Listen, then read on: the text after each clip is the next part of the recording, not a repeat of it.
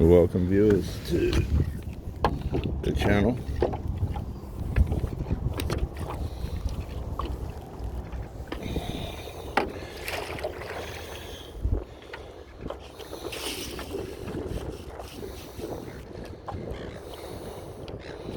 Here with Reverend Dr. J.W. Morrison, theologist, New South Wales, Australia.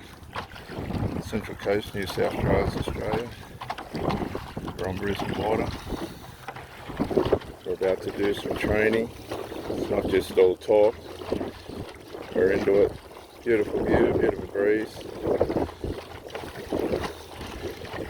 One of the reasons why you need to resolve things in a relationship is for mental health. Mental health's the first thing, because as soon as there's unresolved in a relationship, there's going to be trauma. Whether we think we're not strong enough to be able to cope with it or not, doesn't matter. That's where trauma starts. Because unresolved is a sign of disrespect, a severe sign of disrespect. And it could be drinking, it could be you've yelled at the person for no reason, just had a bong snap. A lot of people have bong snaps. You don't hear about this when they're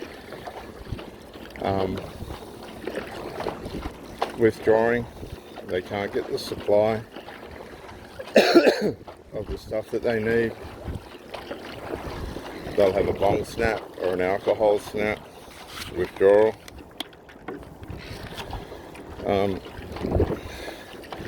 That's going to bring unresolved. So unresolved can layer upon layer upon layer, and this intensifies the trauma impact on the brain and on the mind. Excuse me, viewers.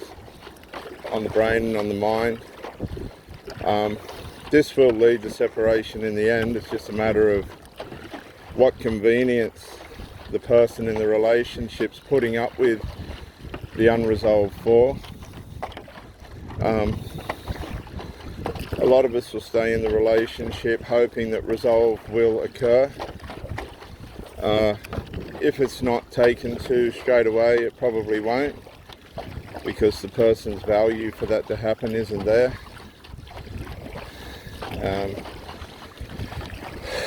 This in turn then begins the mind and the brain to say to itself, well, I need to try harder to survive, to make this relationship survive. I need to try harder, but that's not the case at all. The problem doesn't lie with the person that wants resolve. Okay, the problem lies with the person and them not wanting to make resolve. There's a million reasons for the need for resolve, but at the end of the day it comes down to responsibility, accountability and value of the person that needs to take stock of the destruction and the harm that they're bringing to the people in their lives. Now, this kind of trauma that comes from this unresolved is it's big, it's deep, it's hard, and if you're not used to it, it's damaging. Many of us that have tried to be empathic and work through relationships fairly and squarely, looking for resolve, trying to bring resolve, work towards resolve, only to be ignored. It's a shock, man, when you're deep in a relationship with somebody and they're just ignoring the whole aspect of the need for resolve in the relationship.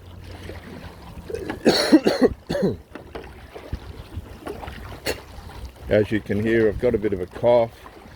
I do apologise, but I'm going to get this message out. Now, relationships can triangulate. They can triangulate for lots of different reasons.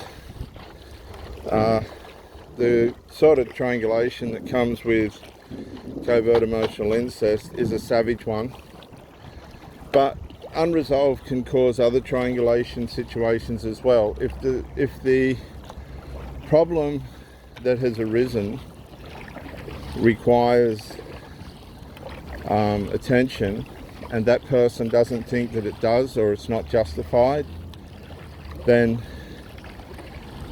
you're going to be the source of the problem. The problem's going to turn on you.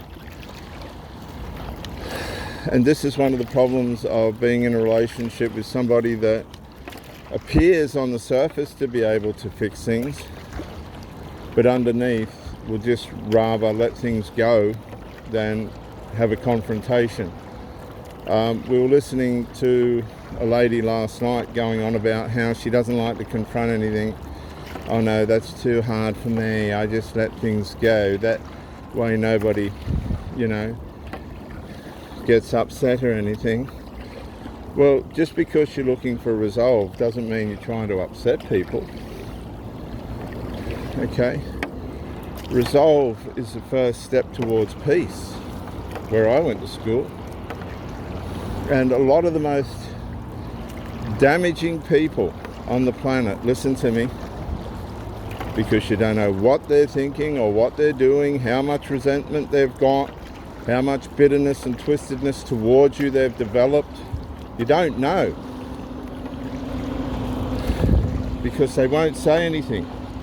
Now, they won't say anything to you, but I can guarantee they're whinging and whining to somebody else about you, right? And this is where the problem's coming from.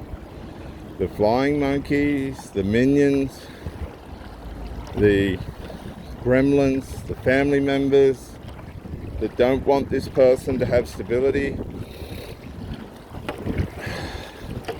They're all involved in the unresolved, and you're just an outside party. It could be friends, it could be the person themselves, if they're on alcohol or drugs and they want to protect their habits, or just out of emotional enmeshment, their family members. But you've got to identify this, because these people will keep turning up. If you're A-grade supply, they'll keep turning up, right? They don't care about the unresolved, because they are unresolved. Before you start, they already are unhealthy. They're mentally unhealthy, they're physically unhealthy, they're entrained to be that way, they don't care, they're going to stay that way.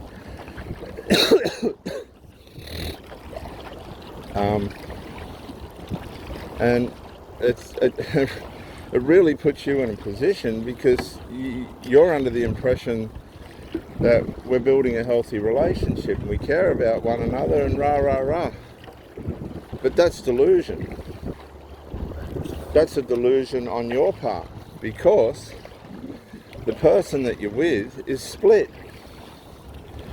That's why the resolve's not coming. The person that you're with split between the family members, who they have to remain faithful and steady towards. You, as an outsider, who they're getting intimacy, attention, sex and company off, they don't want to lose that, because they're hiding from the people at home who probably give them the shits half the time anyway.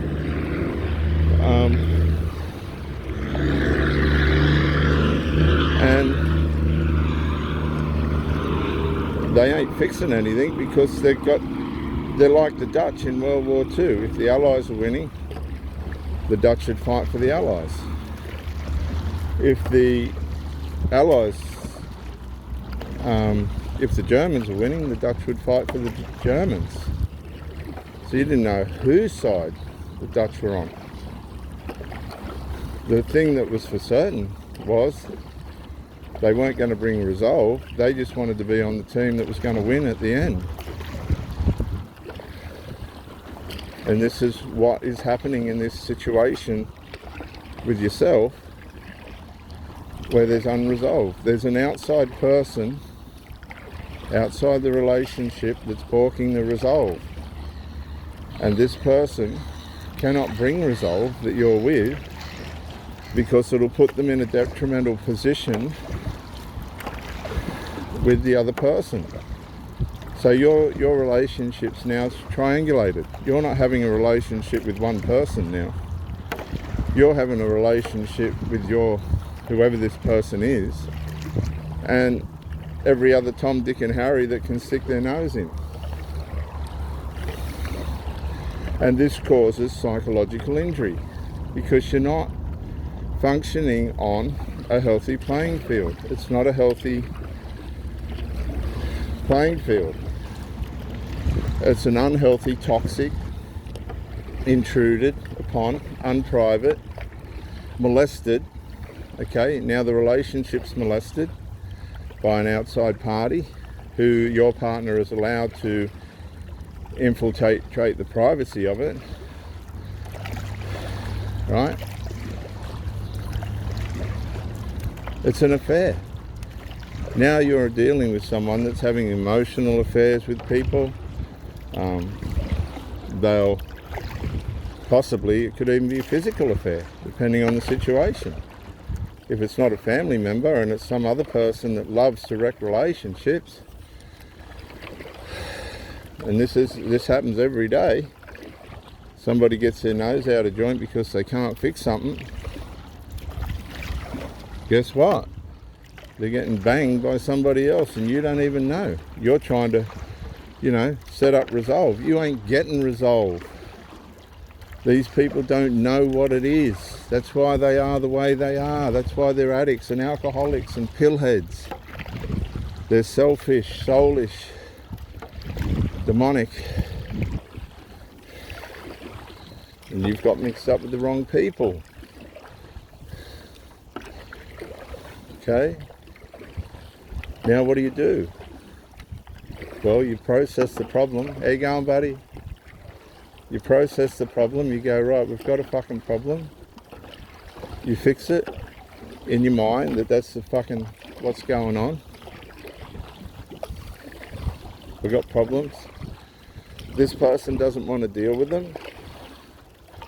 Right, so obviously there's an infantile mentality or some kind of characteristic flaw that's going on there, dysfunction. They don't have the value for the relationship that they do for the unresolved. You've got to understand this. You've got to get this in your melon. Some people are not going to bring resolve. They don't care about the trauma or the brain damage or mind damage this does. They don't care because they're damaged themselves. That's the world they've come from. Oh, they've advertised themselves as being able to do this, that and all the other at the beginning of the relationship, but now it's come down to the meat and potatoes. It's not what they said. They've sold you a lie. They're getting A-grade supply from you, honesty, integrity, clarity, truth. Truth hurts when you're with these people because they're hardly ever in it. They are at the start, and then the mask comes off and they're just living a lie. Excuse me, viewers. They're living way above their pay grade. They haven't done the work necessary to be with somebody like you. They haven't made the choices in life that were necessary to be with somebody like you. They've floundered around in their selfishness and habits. They've spoiled their children, bringing them up into being alcoholics and addicts and pillheads, all built on a shared fantasy that it's all good and we're on the right track. And you have walked into a field of landmines, and now you've got to back out without getting blown up, but you've just lost a limb. The psychological trauma, the mind games have started because of unresolved. Unresolved is always the beginning of the end. Okay? Unresolve is the indicator to you that you're with an unhealthy person. People don't realise how serious unresolve is. You have to resolve the issues. You have to be able to have that person that you're with being part of a team. If she's not bringing resolve or he's not bringing resolve, they are not part of an integral part of a relationship team. They're a problem. And this is how they've been before you come along. If you do your homework and listen to what they've told you just by way of conversation relative to exes and that, you'll find that 9 times out of the 10 that the ex wasn't the problem. They were, with their minions and their gremlins, smear campaigns and family members. These people backbite, right? They want to pull people down behind their back. They get a sense of satisfaction out of this, even if they're sleeping with them. That makes no difference to these people. That's just supply. That's just the sexual supply. And they'll tolerate you. If you're good in bed, they'll come back. They always come back for more of that. But that doesn't mean they're developing anything. They've got too many dysfunctional people at home pulling on them like baby birds in a nest with their mouths open, waiting to be fed. They're just grubs. They need to be kicked out of the nest, and if they can't fly, lay on the ground to be eaten by ants. I know that's heavy, but they've been spoiled. They've been ruined. They're alcoholics, addicts, gamblers, liars, schemers. They can't live without their parents.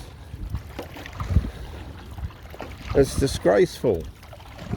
It's really disgraceful. And now, because of the dating sites or whatever's happened, maybe you got hooked up by friends. That's a good one, isn't it? When a friend hooks you up with a lunatic.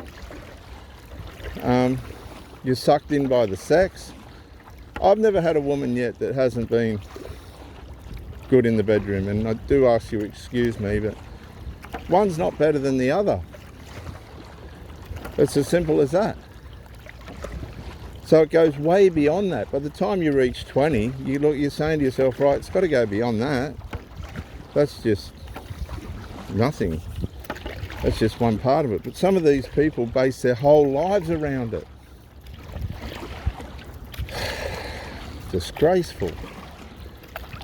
So, unresolved. If you're with a person that's not going to bring resolve, you can kiss that relationship goodbye.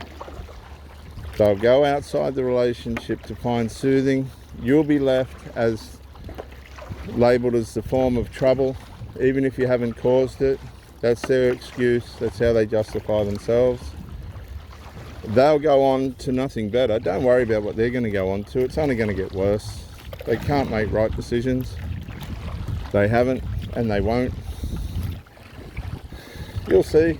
The next time you see that person, you'll go, what the hell was I doing with them? Happens to me every time. You'll hear of all the trouble that they've had and that they're going through, and oh yeah, same old story.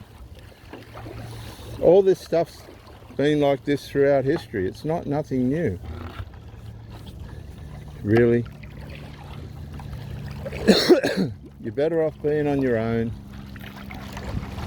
taking your chances on your own, with honesty and integrity behind you,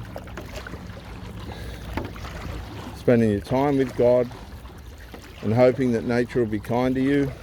You know, like this could all go bad if I get hit side on by a shark. I'm not trying to bring that on myself, but you know, it's easy to get on here spruik and oh this and that, and then bang, you know, different attitude towards life then. What was I doing out there? Well, you want to be exciting, you want to live a little bit on the edge, you want to have your instincts going a bit, you know. This is Reverend Dr. J.W. Morrison, theologist. If you're with a person that's in Unresolve, resolve the matter. Go to the person as kindly and as gently as you can. You might find out that they've blamed you all along. It wasn't what you thought. Walk away. It's going to hurt. It's going to be painful. You're going to need therapy. You're going to need help. You're not going to need drugs, alcohol and medication and all that shit. Maybe medication depending on what your therapist and doctor tell you. Breakups that involve trauma are hard and cruel. And some people never get over it. These people that don't talk, these people that are just not going to talk, they're not talking about anything or doing anything, believe me, they're the most dangerous. They're the dangerous ones, right? Just be aware of that. They're dangerous. They're no different to the devil sneaking around, quiet in the shadows. Okay? Just beware of passive-aggressive, covert emotional incest, narcissistic incest, and covert emotional and covert narcissism. They're the quiet ones. They're the ones that will you're getting damaged in your mind and your brain, and you don't even know it because you're being entrained. They're conditioning you to put up with their dysfunction. Get out, walk away, do some exciting stuff like this, have hobbies. I just got off the cycle, I'll get back on the cycle. I'll do a talk on the one wheel next. Just to show you. Walk, go for a little walk, get in the sunshine, lie on a chair in the sunshine, let the sun shine on you. Let God come into you. Hand it over to Him. Let Him start cleaning out your memory, your mind. Help you with the ruminating and all the pain associated with this abuse, triangulated abuse. Particularly the covert emotional incest abuse. It's so wicked and horrible. Little walks, sunshine, find a friend you can confide in that's just not going to feed your ego. Go have some meetings with a therapist. Tell them your story. See how they can help. A good one though, not just one that's going to tell you bullshit and take your money. Okay?